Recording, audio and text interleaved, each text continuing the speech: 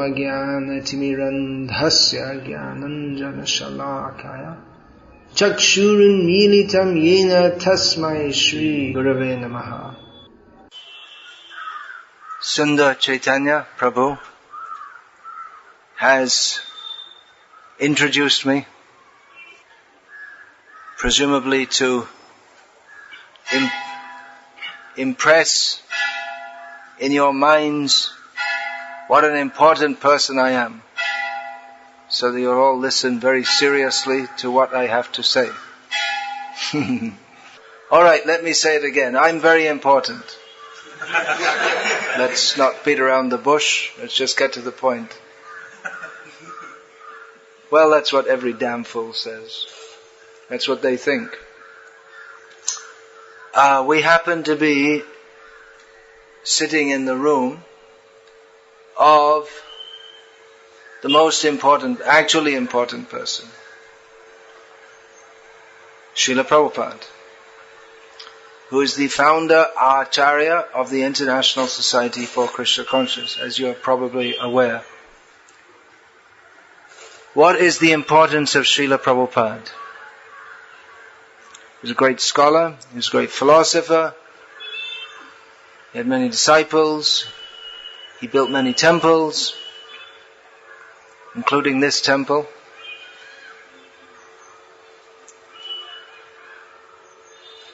But we cannot judge the value of a pure devotee of Krishna by their achievements alone. The tendency is to evaluate people according to their achievements. You may see an obituary in a newspaper. Someone achieved some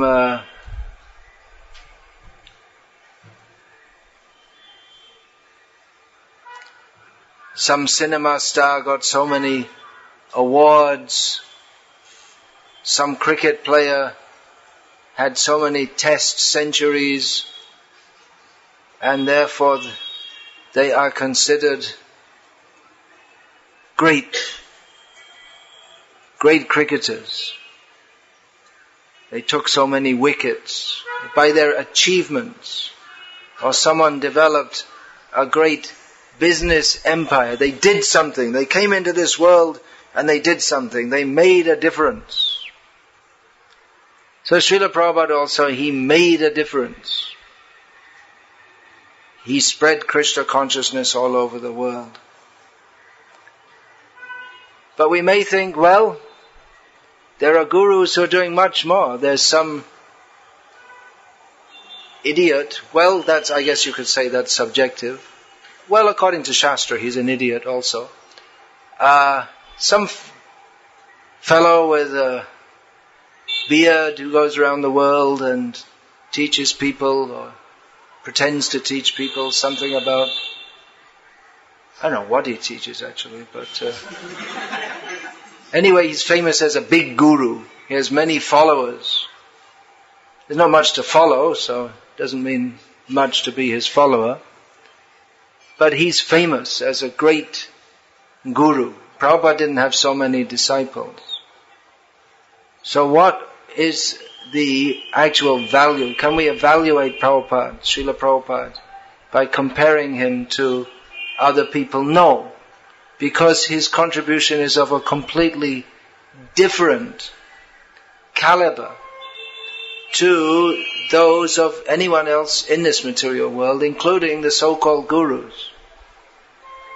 So-called gurus, we say they're so-called gurus, because a real guru is one who teaches us to come out of birth and death, who points us toward the actual goal of life, who knows what the actual goal of life is, and who gives us practical guidance how to go there.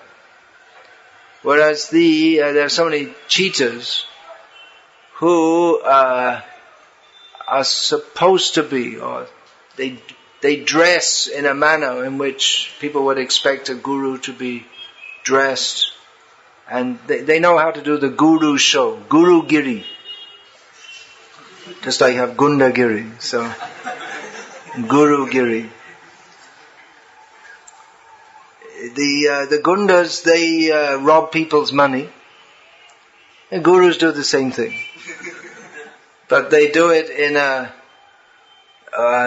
more crafty way. That's stated in Shastra. Bahavo Guruvo Santi Shishya Vitapaharaka. There are many gurus who are very expert in looting their disciples. Stated by Lord Shiva. Durlabam Sadguru Devi Shishya Santapaharaka. But it's very rare to find the actual guru who can take away not the money, but the santap, the miseries of the disciple. Srila Prabhupada is far more important than anyone else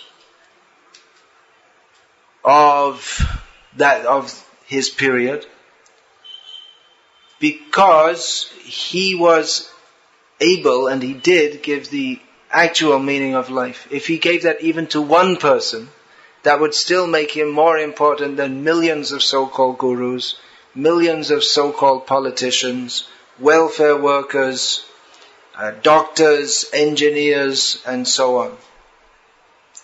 In fact, the only thing of any value that anyone can actually give is Krishna, a knowledge of Krishna. And everything else is either a big zero or a small zero.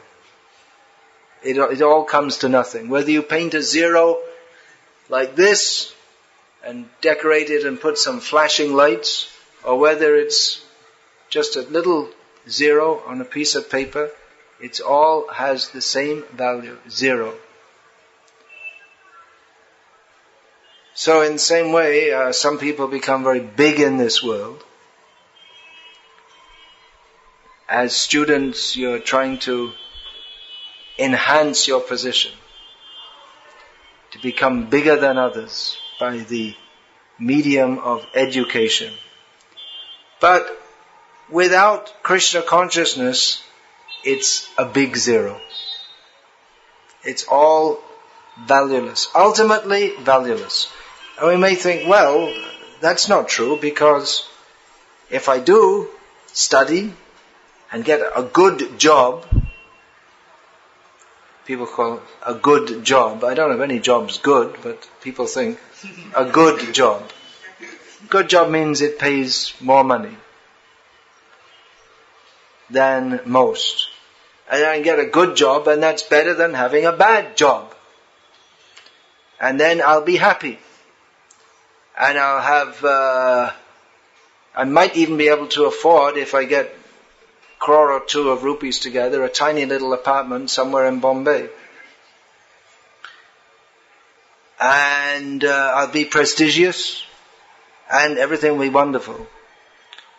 There's a lot of problems with that statement, although most people unquestioningly accept that this is what we should do with our life. We should study, get a good job, and take out a mortgage and get a little pigeonhole somewhere and be happy. Most people unquestioningly accept that, which is pretty stupid if you think about it. But most people don't think. That's unquestioning means they don't think. They just accept what everyone else tells them, or it's not even the unspoken goal of everyone's life is to get money and get ahead and get a good job. So this education is actually making people more foolish, because if anyone was actually intelligent, they should inquire into the meaning of life. What is the purpose of life? Okay, I get a pigeonhole and then I die, and what happens after that? Well, people don't even want to think about it. Or if maybe in a very sentimental way, they think about it. Just like in the newspaper, you'll see a photo of the departed soul, Swagaprapt, it's written, gone to heaven. We don't know where they went, but it's just presumed that they went to heaven. Everyone, they say they go. I don't know if they're all going to heaven, but it's just presumed. They must have gone to heaven because they used to go to the Ganesh temple once every week. So they must have been good. Never mind what else they did in between. But they must have been good. So most people foolishly don't even question the goals of life which are presented in a culture of foolish, unhappy people.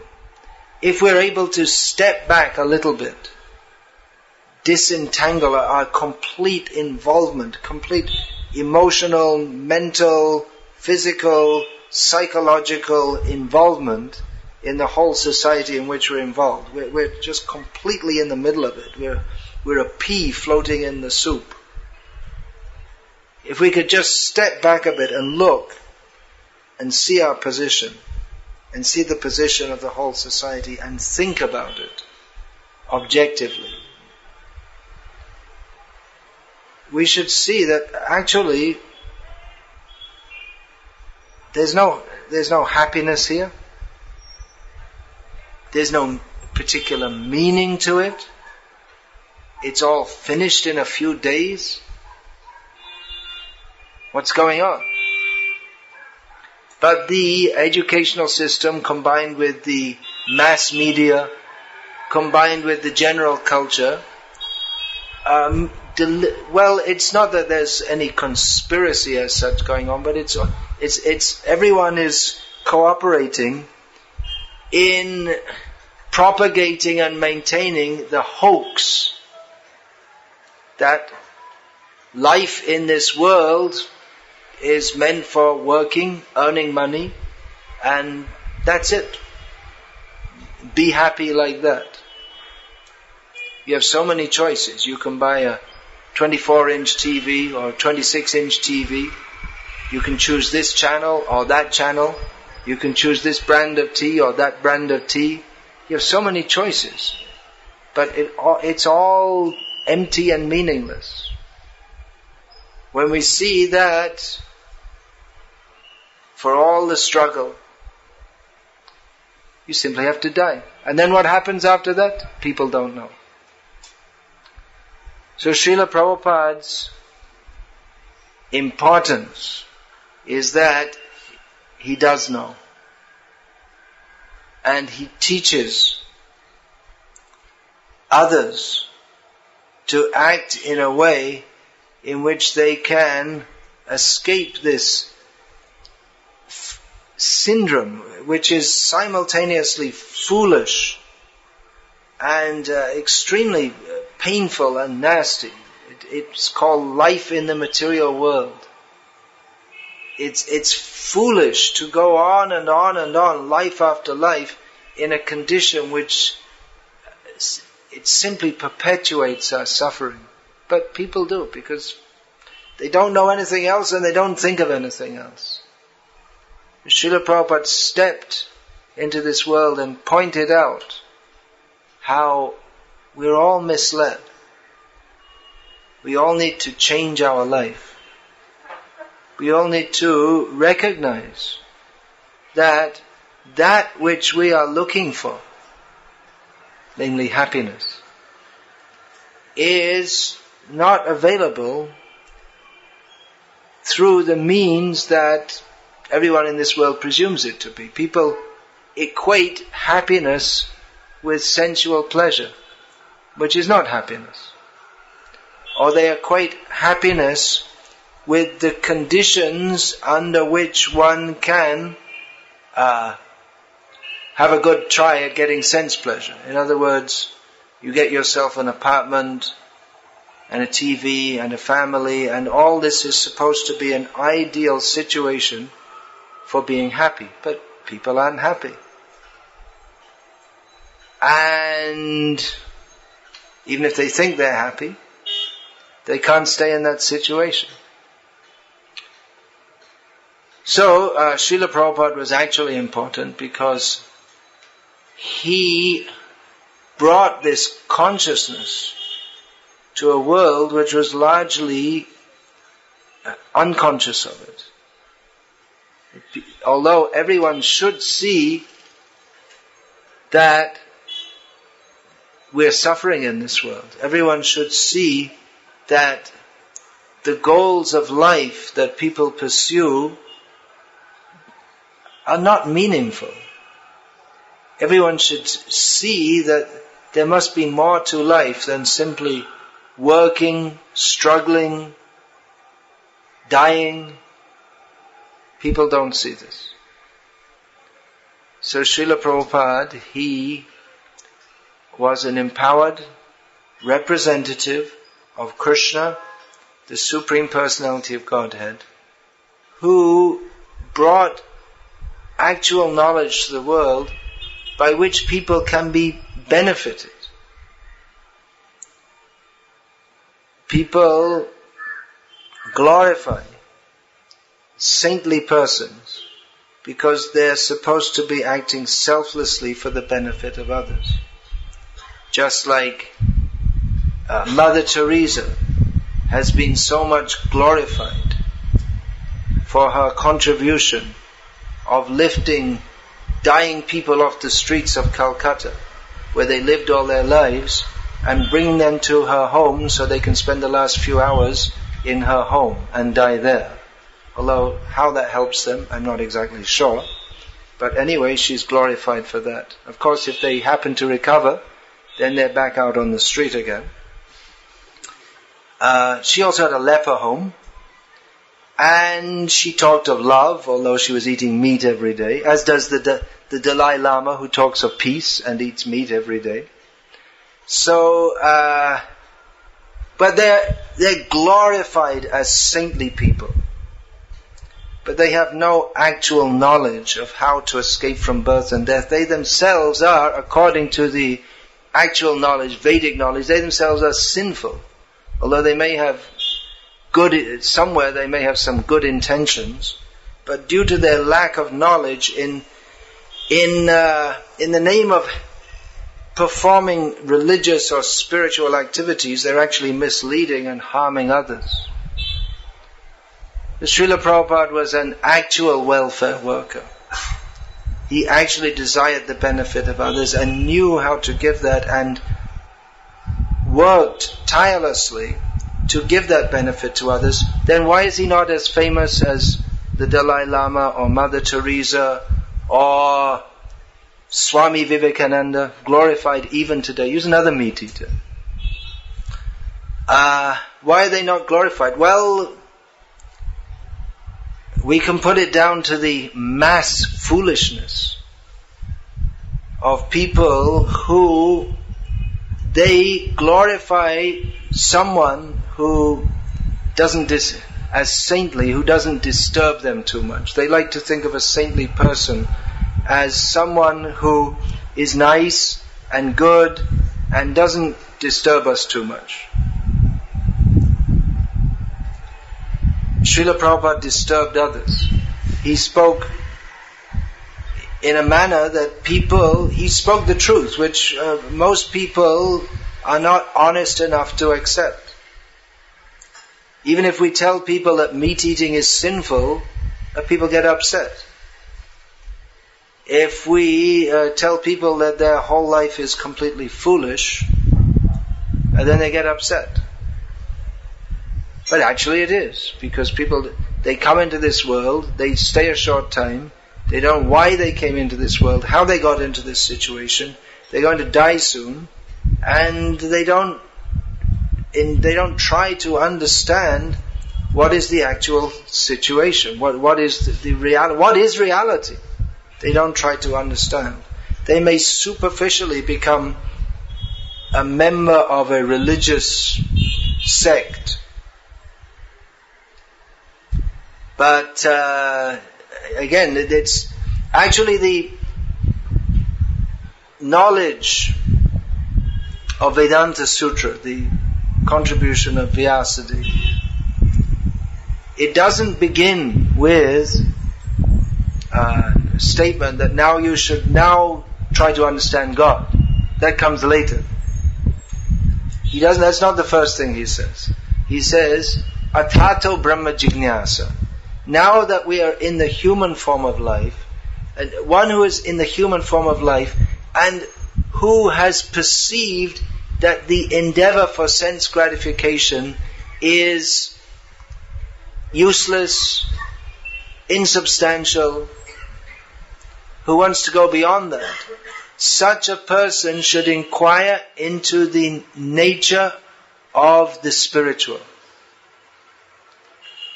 What is God? That discussion will come later. If we try to understand, if we think about God without trying to understand the nature of the spiritual, because of lack of knowledge of the difference between matter and spirit, then if we think of God, we'll think of God as in a materialistic way, because we have no knowledge of what is actually spiritual. That's why in the beginning of Bhagavad Gita, Lord Krishna, he doesn't teach Arjuna about the nature of God. Krishna himself is, for lack of a better word, God, or Srila Prabhupada would more accurately state the Supreme Personality of Godhead. There are various terms: Bhagavan, Parameshwara, Param Brahma, Param Dhama, Pavitram, Paramam Bhavan. This one word, God, is highly insufficient. Of course, any word is insufficient, but it's quite vague. It's also associated with Christian mythology. They talk about Hindu mythology. Well, there's Christian mythology. So, Krishna doesn't speak about that in the beginning of Bhagavad Gita. He first of all, even though Bhagavad Gita is quite a short work, he quite exhaustively, considering the brevity of the Bhagavad Gita, Krishna quite exhaustively distinguishes between the nature of the soul and the nature of matter. Because without understanding this, if we try to understand the nature of God, then we cannot but misunderstand. The nature of matter is asat achit nirananda. It is temporary, devoid of consciousness, and devoid of pleasure. The nature of the soul, or Atma, is Satchidananda, is eternal, conscious, and by nature blissful. So Krishna, he gives several examples to distinguish between the soul and matter, between the spiritual and the material, and only after that does he come to the nature of God, because unless we understand that we have no actual relationship with matter or with this material world, then what happens is that we take God to be a cosmic blessing machine for our enjoyment within this material world. Or we have an idea that we will go to God and God will facilitate our enjoyment. Just like this. Swaga prapt. Someone died, they must have gone to heaven. And they'll be in, and what do you do there? You enjoy yourself. The leader of, as you may know, the Christian churches, there are, I suppose, three main divisions, or two or three. You could put Roman Catholic together with the Orthodox churches. So, say Roman Catholic, Orthodox, and Protestant churches. So the Protestant churches, the first one, chronologically, historically, is the Church of England. And the head of the Church of England is called the Archbishop of Canterbury, and he's accepted, at least informally, as the religious leader of literally millions of Christian Protestants throughout the world. Now, they're generally old men, because to get such a high position, usually it takes a lifetime of struggle within the corporate world of the Church of England to get right up to the top. So they die off pretty quick. You go through a few archbishops of Canterbury in a short period. So a few archbishops of Canterbury ago, one of them was asked, what do you plan to do when you go to heaven? They presumed he was going to heaven, even though he was eating beef and drinking wine and doing most of the things that most superficial Christians do. So he replied that for the first 100 years I will glorify God, and then for the rest of eternity I will enjoy myself. Which is incredibly ignorant proposition coming from someone who's supposed to be the religious leader of literally millions of people. And for anyone who's had even a slight acquaintance with the spiritual knowledge given in Srila Prabhupada's books, they can understand this is a ludicrous proposition. Because the idea that I will enjoy myself is completely antithetical to actual spiritual life. Because actual spiritual life means that I should act for the enjoyment of Krishna. So spend 100 years glorifying him, okay, I did my duty, now forget him and I'll be off. But actual spiritual life means to be completely absorbed in Krishna eternally without any other desire. Recognizing our position as servant of Krishna. An actual devotee doesn't desire anything else. He doesn't think that God is the facilitator of my enjoyment. The idea that I will enjoy separately from him is our very disease. But because people are not trained in spiritual knowledge, they take to religion, but they simply project their material conceptions onto it. So Srila Prabhupada, he gave actual spiritual knowledge. All these so-called gurus also, they're also cheating because they don't give actual spiritual knowledge. Someone gives Ayurvedic medicine, someone else teaches yoga, another one gives some kind of personality development mixed up with a few misquotes from the Upanishads. And in this way they all cater to people's material desires, to have healthy bodies and successful careers, which is absolutely nothing to do with actual spiritual life, which begins with the understanding that this material world is not our actual place. We don't belong in this material atmosphere. The endeavor to become happy in material life is the very cause of our bondage. So if anyone in the name of religion or spirituality teaches about how to be happy in this material world, either individual, or how to adjust to the material life, either individually or societally, they just proves their own ignorance, and that they are cheating others by taking the role of a religious leader when they themselves don't know. They're quacks, just like a doctor. If he tries to practice but he's not trained, or he's being trained by another quack, the parampara of ducks, they don't know. They don't actually know what is the difference between spirit and matter. Just like Mother Teresa, when she was asked about her meat eating, she said she couldn't give any proper answer. She said, well, I know it's not very good, but anyway, she couldn't give any proper. There is no proper answer. Dalai Lama said that, well, I tried to be a vegetarian for some time, then I got sick, so then I started eating meat again. Very shallow people. But people love them. Because everyone in this world is shallow, they love shallow leaders who pretend to be substantial.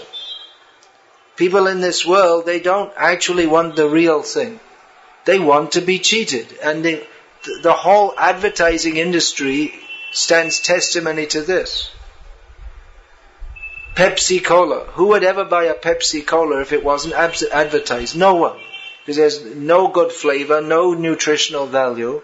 There's nothing particularly attractive about Pepsi Cola. But billions of dollars are required to advertise it, and then people buy it.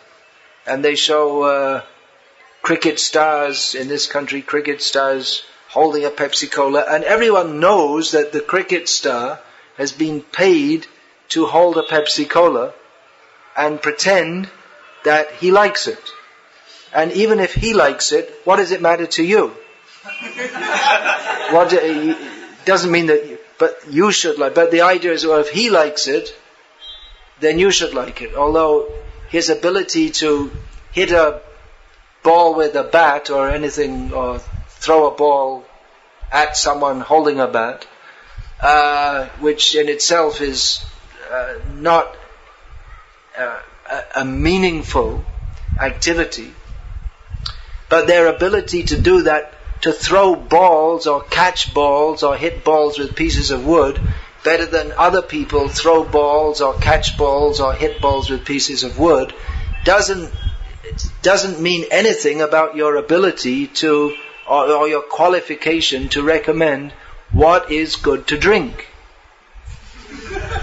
But to have high regard for people for their ability to throw balls or catch balls or hit balls in the beginning is stupid.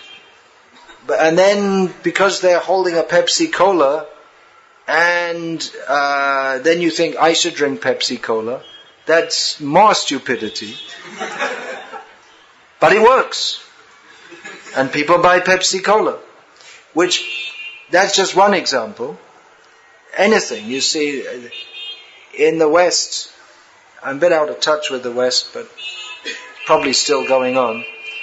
Car tires traditionally have been marketed by showing a car tire with a picture of a very sexy woman dressed just about.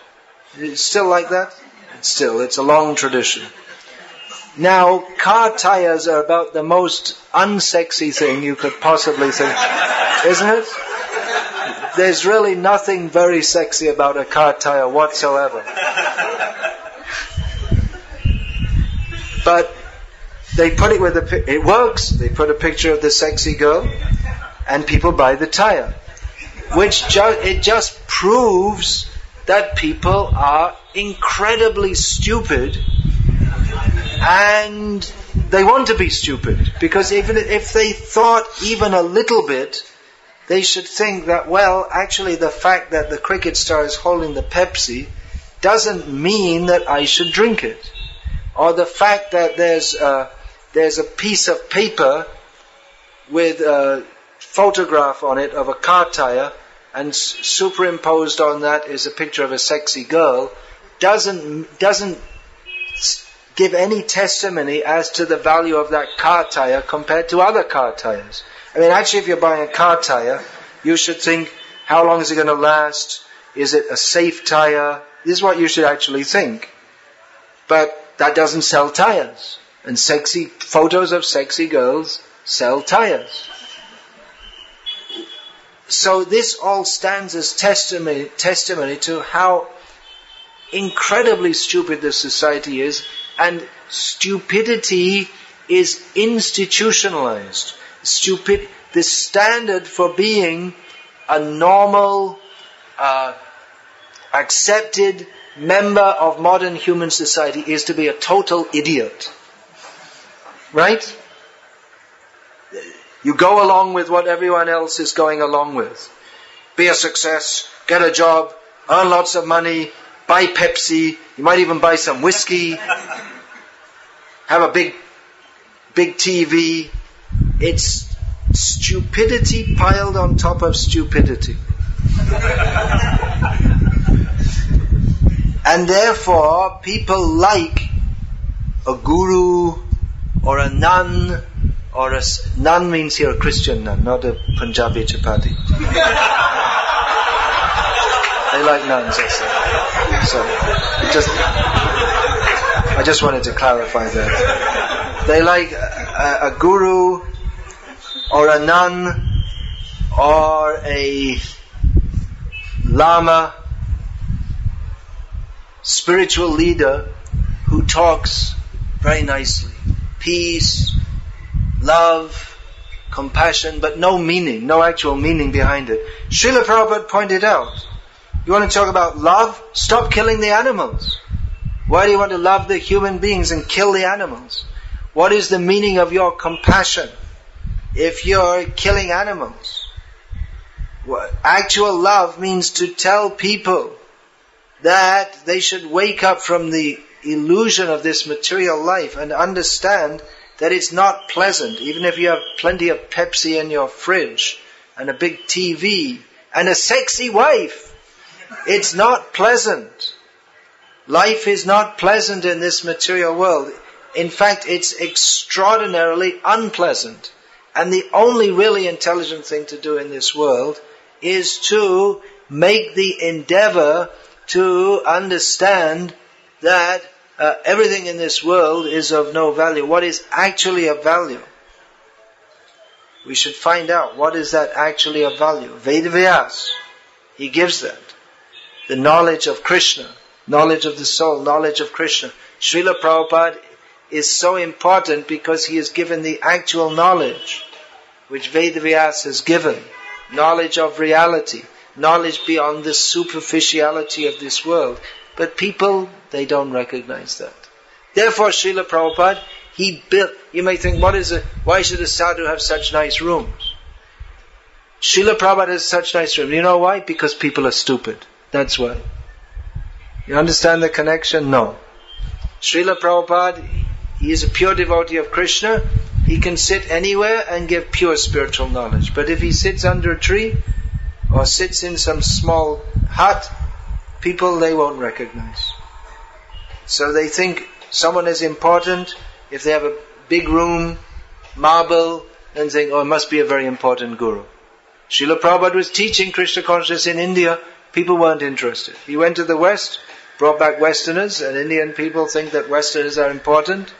So they said, oh, he's very good.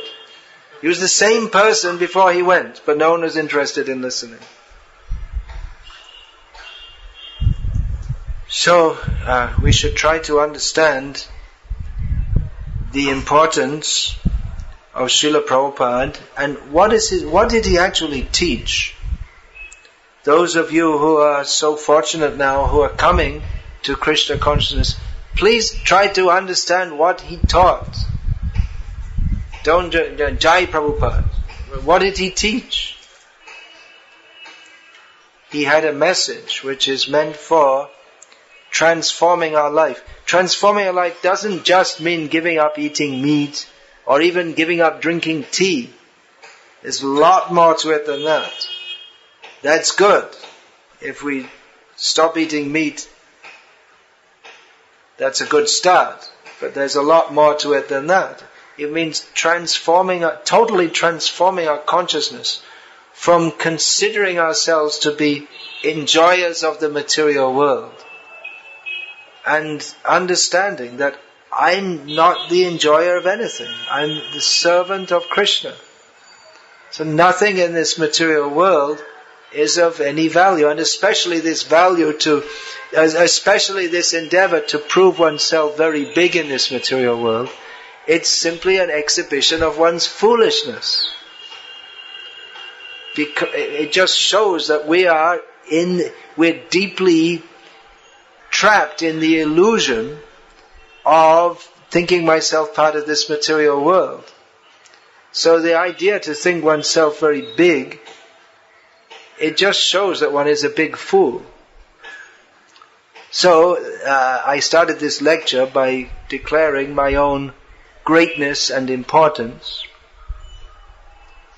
That is foolishness.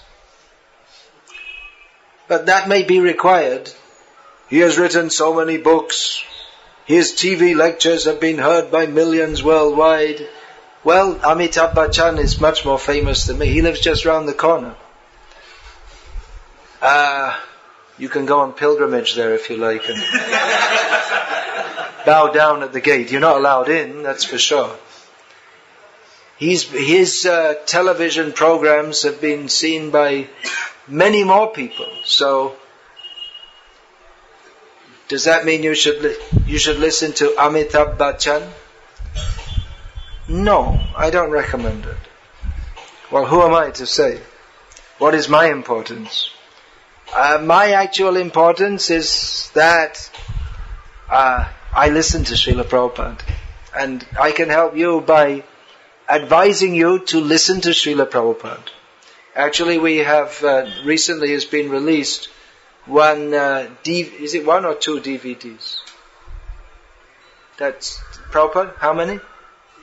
3 DVDs in one set, with all of Srila Prabhupada's recorded lectures and conversations released so far in English and Hindi. They're all available. So I recommend listen to them and read Srila Prabhupada's books. You will be benefited in the best possible way. So that's made me important. Krishna's important. We are not important. When we can understand we're not important, and we stop trying to be important, then we can actually come to our proper position of understanding that my actual position is Krishna das anudas anudas anudas. We have no actual importance. But Krishna is very kind, even though He's so great. He accepts us if we are prepared to accept Him, but we have to accept Him on His terms, not on our terms. If we want to convert Krishna simply into a cosmic order supplier, God, I need this, give me that, give me this, then we won't find Krishna. Krishna reveals Himself to a devotee who is akinchana. Janmaishvarya shruta shribhir edamana madav puman naivar hatya vidhatung vai tvam akinchana gochara. Kunti Devi, she said that persons who are concerned with promoting themselves, that I'm from a very important family, I'm very rich, I have lots of money, I'm very beautiful, good looking, I'm very intelligent and educated. So in this way people are trying to promote themselves as being very great in the material sense. They're simply proud. And that pride separates them from Krishna. Krishna is akinchana gochara, one who thinks, I have nothing, I have no interest in anything in this world. Such a person who thinks that the only thing of any importance to me is my service to Krishna, then such a person can attain Krishna. Srila Prabhupada came to teach this. We're very grateful to him. He gave himself to us in the form of his books. Please read Srila Prabhupada's books, and also you can listen to his lectures, which are now available. You have that available? You don't have them. Whatever stock we had is finished. It must be available. Is it available on the stall there? Anyway, get it somehow or other. Find out. Order it. Listen. How many lectures are there? More than 700, is it? So, if you listen to one a day, that'll take you 2 years. And if you listen very carefully, then your life will be transformed in the best possible way. That I can promise. Please listen to Srila Prabhupada. Is there any question, please? Thank you for listening to me. No questions? Any questions? The mic has gone out. It's coming back. Hare Krishna. Hare Krishna. I just want to know, I've come across to know in one of the lectures that I've attended that there's already prediction being made about this Yuga, this Kali Yuga. So, and that's how this Kali Yuga is performing or going in the same direction as the prediction is being made. So, is it wrong or is it right? Isn't if we do not follow the prediction, aren't we going to go against the prediction made by the Lord? What do you mean to say? That in Kali Yuga it's stated that everything will be bad, so we'd better be bad and then we'll fulfill the prediction. We should follow the Shastra. That's been stated, that's what I want to Yeah, that's summarized in Srimad Bhagavatam. Tataschanudinam dharma satyam shocham kshamadaya kalena balena rajan nangshantyayur ayur balang smritihi. Day by day in Kali Yuga, dharma, satya, shocham, kshama, daya, ayu, bala, sharirik bal, and smriti. These will all decrease. For the benefit of those who don't know the meaning of these words, Dharma, what is Dharma? That's a big topic. Superficially translated as religion. Satyam, truth. Shocham, cleanliness. Kshama, tolerance. Daya, compassion. Kalena balina rajan ayu, lifespan. Bodily strength. And memory. These will all decrease day by day. Well, it's not that we should deliberately convert ourselves into rascals so that we can serve Krishna in this way by fulfilling the prophecy of Shastra. That it's something bad doesn't mean that we have to go with it. In the same Shastra, it's stated, Kaled dosha nidhe rajan astihi eko mahan guna kirtanad eva krishnasya mukta sangha parang vrajet. That even though this Kali Yuga is an ocean of faults, there is one good quality, that by chanting the name of Krishna, we can be free from all these faults and go to Krishna. So why not follow that? The purpose of stating this in Shastra is not to encourage people to be rascals, but to point out the depravities of Kali Yuga and for people who are sufficiently intelligent to take note of that, to protect themselves from that, and to take the formula to become delivered from that. Doesn't that make sense? If there's a weather forecast that there's going to be a cyclone, tornado, you don't get that in Bombay, hardly. Anyway, earthquake. There was something almost resembling, in Latur there was, here in Bombay there was a little shaking also.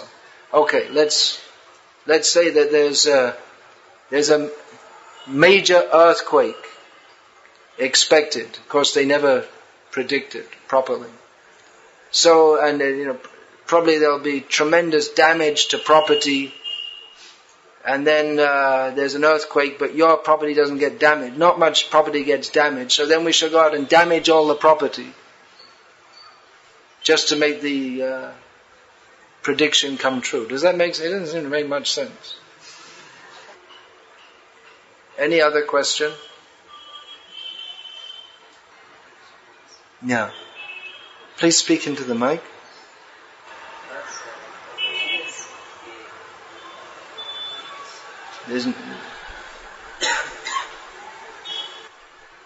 Okay, I can hear you. You please speak and I'll repeat the question into this mic which is working. My question was that suppose I'm a person who is conscious chanting 16 japa and I've been following the regulatory principle for so many years, 5-10 years.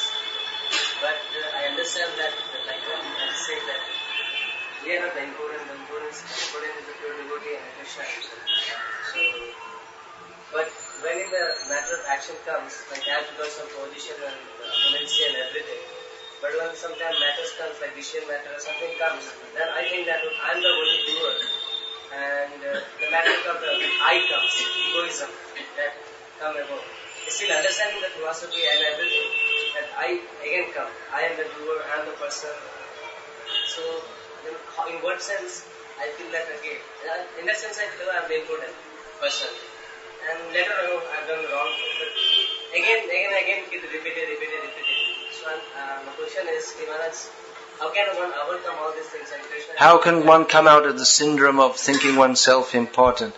When even in Krishna consciousness, we may have been practicing Krishna consciousness for some years, and within Krishna consciousness, within the movement, we may have some position, we may have some decisions to take, by which we think, I am important, I'm doing so many things, despite superficially understanding the philosophy. How can we come out of this syndrome? Well, that's why we have to discuss these matters again and again. We are diseased with the disease of material life. It's deeply ingrained bad habits going back from crores of lifetimes. So to change that consciousness may take some time, but that's why we have to go on hearing about this. Hearing, chanting, serving, and gradually purification will come. There's a difference between theoretical knowledge and realization. And theoretically we should be fully realized immediately, because material attitudes don't make any sense. But practically we see that we don't transform fully overnight. That's why there's a process of sadhana bhakti. There would be no need for a process of sadhana bhakti if it was expected that everyone, just by hearing the philosophy once, would be immediately purified. The process of sadhana bhakti is for the very reason that people don't get purified immediately. So, if you're not purified immediately, then you can understand that I have to keep on going.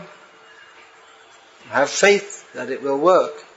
Therefore, Rupa Goswami, who outlines the process of sadhana bhakti in his Bhakti Rasamrita Sindhu, in another work, in Sri Upadeshamrita, recommends among the important qualities for practicing devotees, patience. Don't expect everything to happen immediately. It will take some time. But also don't think that because it doesn't happen immediately that it's not working. That's another mistake. Therefore patience is required. Right? Don't give up faith. I'll go back to my meat eating and everything else. What's the use of Krishna consciousness? Better to drink some booze, go to some parties. It doesn't make any sense. Even if our progress is very slow, still it's much better to be trying in Krishna consciousness than simply succumbing to the foolishness of Maya. That makes sense, doesn't it? Even to be a neophyte devotee is a far better position than being a highly advanced materialist. Yeah, anything else? Hare Krishna Maharaj. Maharaj, you were saying that Prabhupada, he said about love that stop killing animals and compassion shows that love. You were studying about that. So one of my friends, he's a Muslim, so I was talking to him and I asked him that why do you eat beef and non-veg. So he said that if we don't eat them, their population will increase and then they will eat us. They will eat us. So that is the philosophy of that Muslim. So well, if the human population is increasing also, should we eat the humans? Same logic. one Muslim preacher who's converting many Hindus into Muslims, among the more stupid of his many stupid statements, I'm not saying he's stupid because I'm not saying that everything in Islam is stupid, I'm just saying this particular person makes many stupid statements. One of them was that Muslims are peaceful people because they eat peaceful animals. Again, following that logic, then if you want to be very peaceful, then you should eat peaceful Muslims. If you want to talk logically, what are the logical consequences of such a statement? The best way to keep down the population, the burgeoning population of dangerous animals like chickens and goats that will eat us. Wait a minute, I never saw, man-eating chickens. So we have to kill them. So, the human population is also increasing, so better eat them too. It's often difficult in the modern age to speak anything sensible. You see, people, like I say, people that have dedicated their lives to foolishness. The whole advertising industry works on the premise that people are foolish, they want to be foolish, and they want to be cheated. So if people are willingly foolish, then it's difficult to expect a high level of intellectual discourse with them.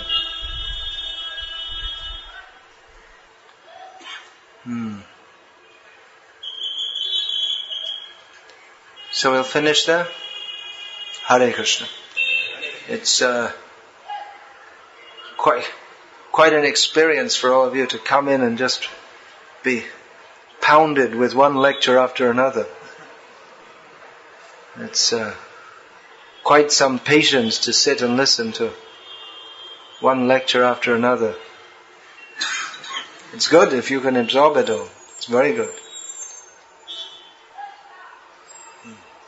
Hare Krishna. Hare Krishna. As Maharaj was introduced in the beginning of the lecture that he is famous for his books, so we have his books here. I would like to present them to you. Yeah, I'm not important, but these books are good. I'll say myself. Not because of me, but the message is very good.